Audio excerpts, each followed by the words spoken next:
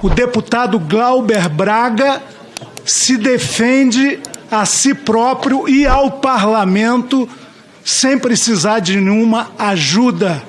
Ele é um deputado qualificado, honesto, nunca fez falcatrua, nunca planejou matar ninguém, a não ser os desmandos da República, o desvio de emendas parlamentares, os crimes corriqueiros que a institucionalidade brasileira vive, inclusive agora no INSS, e não só agora, vem de longe, vem de muito tempo atrás.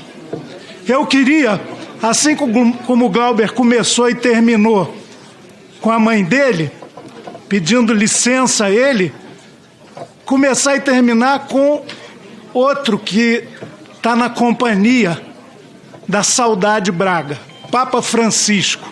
Ele dizia o seguinte: o supremo dom da, como André Maimone, advogado, e Glauber já o fizeram, tocar o coração e a razão das pessoas, sobretudo aquelas que se dispõem a ouvir. Peço, presidente, descontando meu tempo, peço o silêncio, por favor. O relator aqui, diferentemente do relator no Conselho de Ética, do qual sou membro, por isso posso falar, porque vi, está, suponho eu, aberto às ponderações aqui. Lá, infelizmente, o deputado Paulo Magalhães disse que não ia responder. Protetor da humanidade. E eu espero que isso seja imanente, com trocadilho, ao seu caráter. Quero argumentar até tecnicamente, embora não exista só o técnico, distante do político e do ideológico. O Código de Ética e Decoro Parlamentar foi desrespeitado no processo que levou ao pedido de cassação do Glauber no Conselho de Ética e Decoro Parlamentar. Desrespeito ao artigo 3º, que diz que são deveres fundamentais do deputado comparecer às sessões plenárias e aquelas de comissões e conselhos dos quais faz parte. Isso gera nulidade. Lá aconteceu tudo sem que os representantes comparecessem sequer a uma oitiva, omissão completa. Quando uma testemunha para defender a representação foi falar, o deputado Alberto Fraga, ele terminou defendendo o Glauber, dizendo, o artigo 3º, inciso 5º, diz que é dever fundamental do parlamentar apresentar-se à Câmara durante as sessões e comissões das quais faça parte. Omissão total de quem representou. Na própria sessão do Conselho, também só apareceram para encerrar a discussão. Apenas um deputado, que diz a respeito disso, está aqui, no artigo 12. A censura escrita será aplicada pela mesa por provocação do ofendido nos casos de incidência nas condutas previstas no inciso 3º do artigo 5º deste Código, ou seja, agressão física. Vem o relator lá, com apoio de 13 votos, afinal, e diz que a pena capital, a pena máxima, tem que ser aplicada. Isso não é poder discriminatório, como já destacou o advogado André Maimone. Isso é poder arbitrário e ilegal, inconstitucional, que fere a ética e o decoro parlamentar. Aplicar essa pena descabida, capital, de extermínio do mandato do Glauber. E isso são erros processuais, sim, porque ferem o que está inscrito no Código de Ética e Decoro Parlamentar. Se a Comissão de Constituição, Justiça e Cidadania não tiver sensibilidade para isso, ela está deixando de ser da Constituição, da Justiça e da Cidadania. Eu queria caminhar para o encerramento. A deputada Fernanda citou o caso do ex-deputado Chiquinho Brazão. Depois da apreciação aqui na CCJ, da qual eu fazia parte, passaram-se 7 meses e 6 dias sem que a definição pela cassação de alguém réu acusado de assassinato fosse apreciada pelo plenário. Aí vem a mesa diretora, edulcora e estabelece uma sanção administrativa.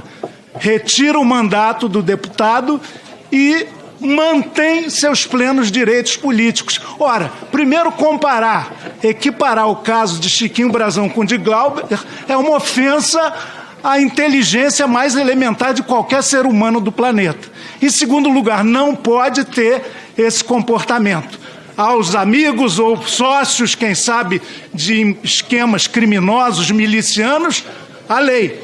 Caça, não dá para segurar, mas vamos tirar do plenário o dever político irrenunciável de analisar esse caso. Ao Glauber, não. Vamos rapidinho, vamos acelerar, vamos levar logo para o plenário, vamos caçar o mandato, que seria uma ignomínia de repercussão internacional. Quero lembrar que em 6 casos de agressão física, desde que o Coética foi instituído em 2011, 5 foram extintos e 1 mereceu censura verbal. Seria um ineditismo absoluto e absurdo isso de caçar o mandato do Glauber.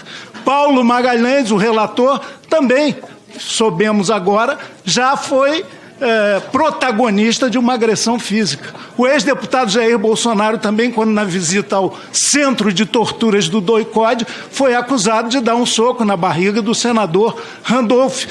Não deu em nada, nem a censura escrita que é prevista pelo Código de Ética e Decoro Parlamentar. Então, olha, aqui há um conjunto de nulidades, há evidente vingança política.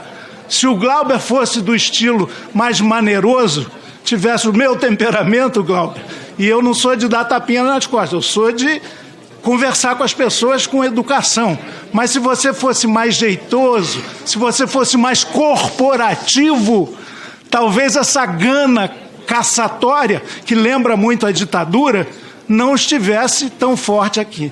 Mas você já disse, inclusive na brilhante defesa na sessão passada dessa comissão, você não vai fazer demagogia, não vai mudar o seu temperamento, vai se defender substantivamente, como você tem feito até agora.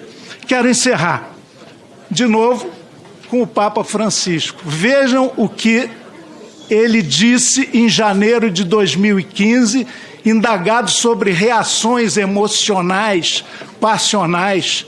E, no caso, o episódio era aquele ataque abominável ao semanário Charlie Hebdo, lá em Paris.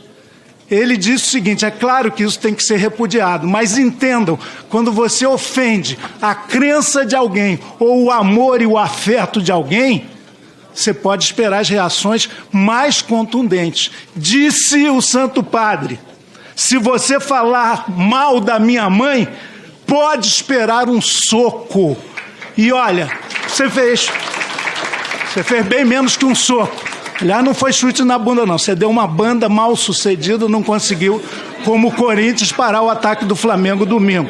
Então, eu queria dizer o seguinte: sensibilidade para todos nós daqui. Espero que essa matéria, como o presidente Paulo Aze antecipou e disse que vai para o plenário, não, eu confio na sensibilidade do relator para parar aqui esse processo e ele ser refeito de acordo com a Constituição, com a Justiça.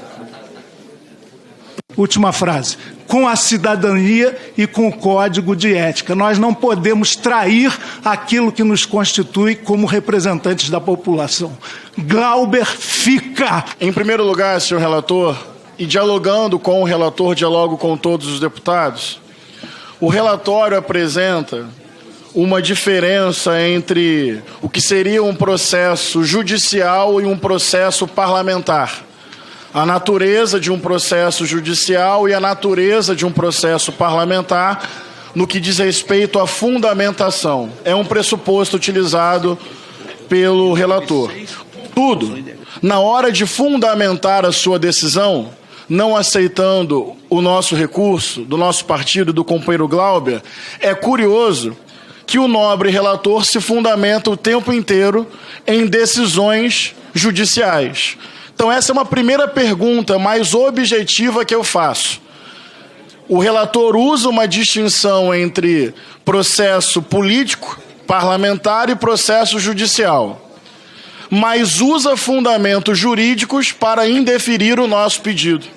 Gostaria de perguntar como o relator percebe essa diferença e como aplicou nesse caso, e se não haveria uma contradição, um contrassenso. Segundo ponto, pergunta objetiva, mas sempre dialogando com todos os deputados e deputadas. O relator fala, e abre aspas aqui para o relator, que o deputado Glauber pôde fazer a sua defesa totalmente, ou seja, exercer plenamente o seu direito de se defender. Está escrito. Pergunto ao nobre relator. Quando o relator lá no Conselho de Ética, antes de começar todo o colhimento das testemunhas, diz que o deputado Glauber merecia ser cassado, Vossa Excelência não acha que é uma antecipação de juízo, que coloca o relator numa situação de suspeição e, consequentemente, reduzindo o pleno direito de defesa do Glauber? Se fosse Vossa Excelência no lugar, qualquer um de nós aqui tem um relator que vai nos julgar. Antes da instrução, antes das testemunhas, ele diz: você merece ser cassado. Quem gostaria de passar por isso, mas não se trata de gostar ou não. Pensando em nulidade ou não do processo, não causa suspeição, um princípio de parcialidade, uma antecipação de juízo, consequentemente restrição do pleno direito de se defender? Pergunta objetiva e direta ao relator. Terceira pergunta. O relator fala que a Comissão de Constituição e Justiça deve se ater ao processo, nulidade ou não, se houve vício, e não ao mérito. Bem, vamos lá. Quero perguntar a Vossa Excelência como entende a diferença entre mérito e método, e levando também essa reflexão para todos os deputados e deputadas. Vamos lá. Mérito, pegando como parâmetro o direito penal, seria o se o caso ocorrido num primeiro momento, numa fase, você vai avaliar o fato. Agora, pergunta importante, senhor relator. A dosimetria não se diferencia do mérito? Uma coisa é o fato. Quando se pensa a dosimetria, já não é mais o fato, já não é mais o mérito. É a partir de critérios objetivos, qual o tamanho da pena com relação ao mérito identificado. Uma coisa é o mérito, outra coisa é a dosimetria, que vai quantificar e estipular uma pena com relação ao mérito. A minha pergunta é quase assim: sim ou não, senhor relator? Sim ou não, deputados e deputadas? Não há diferença entre mérito e dosimetria? Então vamos lá. Tem o fato em si. Se a dosimetria não tem a ver com o processo e a quantificação, ela tem a ver com o quê? Porque a partir do seu relatório, com todo respeito, minha opinião é a seguinte: tudo que chegar aqui não será acolhido nenhum recurso. O parâmetro estabelecido pelo atual relator é mais ou menos o seguinte: passou pelo Conselho de Ética, não cabe à CCJ discutir o mérito, recurso indeferido. Ou que outra situação a CCJ pode se pronunciar? Vamos lá. Qual é o parâmetro constitucional? Terceira pergunta objetiva. E é uma pergunta não no sentido da provocação, mas do diálogo, da busca de entendimento, da busca de defender a democracia, a cidadania e o mandato do nosso companheiro. Peço mais uma vez silêncio, por favor, ao plenário. Senhor relator, senhores deputados e senhoras deputadas, quando se pensa uma dosimetria, não tem que se pensar em proporcionalidade? Não tem que se pensar em medida comparativa com outros casos?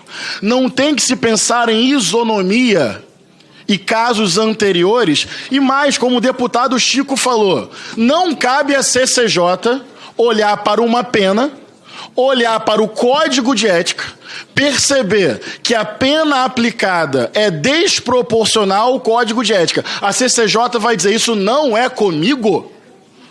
A CCJ não tem que zelar pela Constituição, pelo regimento e pelo Código de Ética? Então você, sob tensão, pressão, provocação, com sua mãe enferma, prestes a morrer, sendo ofendida, empurra uma pessoa. O que o relator está dizendo é: olha, se a medida para isso for cassação, não tenho nada a dizer. Meu Deus, fechem a CCJ. Se a dosimetria, nesse caso, não está mal aplicada, se não há viabilidade de algo desproporcional, injustificado, que fere a Constituição e o Código de Ética, a pergunta, Fernanda, daqui para frente é: qual é o parâmetro, qual o precedente que se abriu? Sobre o que a CCJ pode se debruçar? Vamos fazer relatórios automáticos. Daqui para frente vale tudo. É um precedente gravíssimo. Óbvio que eu sou um admirador do mandato do Glauber. Óbvio que nós temos afinidade política e programática. Mas entendem que é além disso? Entendem? É difícil compreender que a ação do companheiro Glauber, do deputado Glauber, do ponto de vista da proporcionalidade, do que está objetivamente escrito no Código de Ética, não requer uma pena de cassação? E não perceber nisso um vício de idade é muito estranho. Eu pergunto ao relator, qual a diferença entre mérito e dosimetria? O que vossas excelências entendem por mérito e o que vossas excelências entendem por dosimetria? Ou uma pergunta derivada desta: neste caso, a dosimetria não está mal aplicada, contrariando o Código de Ética?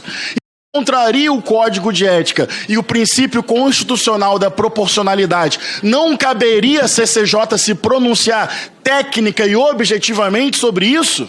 Dizendo: há excesso, não tem parâmetro no Código de Ética, fere o princípio da proporcionalidade, não há isonomia, medida comparativa. Senhor relator, 1000 argumentos poderiam ser utilizados para acolher o nosso recurso. E o não acolhimento é uma porta aberta, sem precedente, que não é um ataque só ao deputado Glauber, ao Partido Socialismo e Liberdade, à esquerda e ao campo progressista. É uma fragilidade democrática curiosa.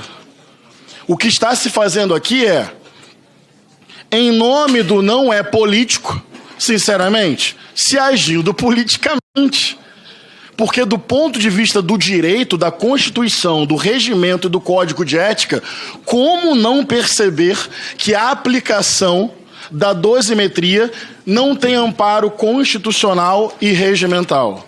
E a pergunta objetiva que eu faço nesse minuto é: quais são os critérios mínimos de razoabilidade a fim de assegurar a legitimidade do julgamento político disciplinar? Porque é óbvio, o relator tomou esse cuidado. Precisa ter um critério mínimo de razoabilidade e motivação. Senão seria arbitrário, senão seria excesso. Eu entendi isso do relatório.